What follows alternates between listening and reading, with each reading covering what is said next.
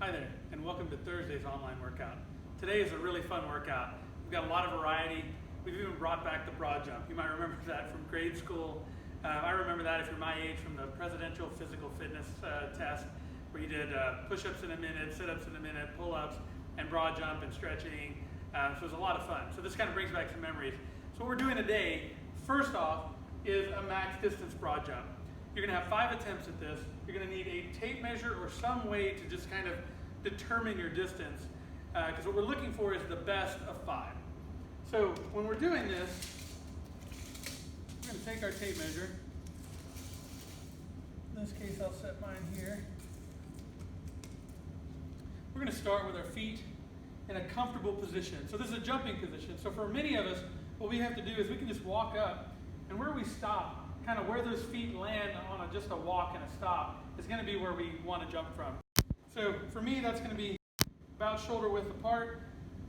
We're going to come down like a regular jump, and we're going to try and go for distance.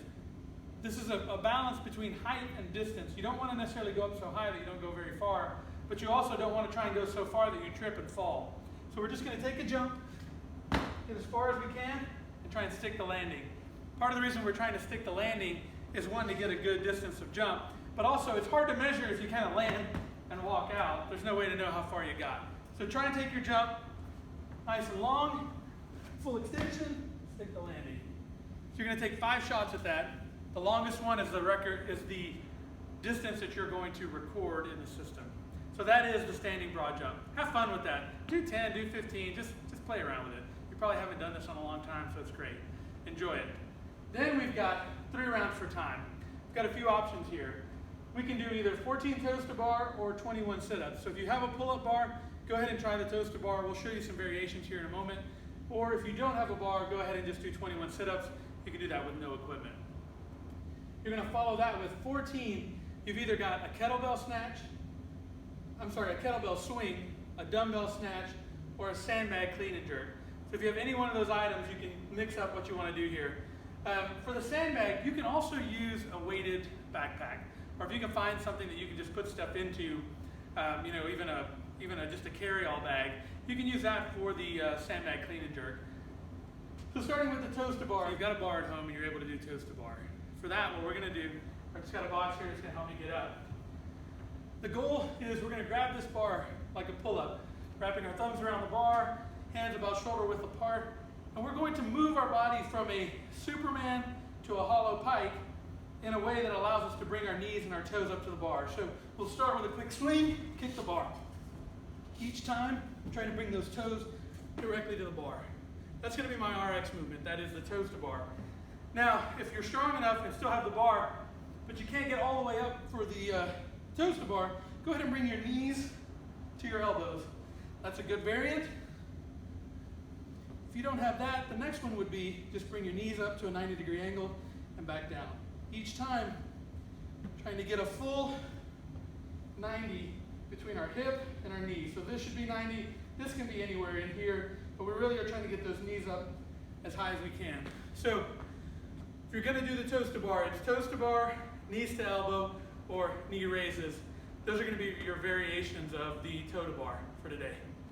Okay, now that you've done the toes to bar, you can do 21 sit-ups. So what the sit-ups look like is we're going to get down on our backs, feet together, shoulders all the way down. We're going to bring our shoulders up past our hips. We want shoulders past the hips.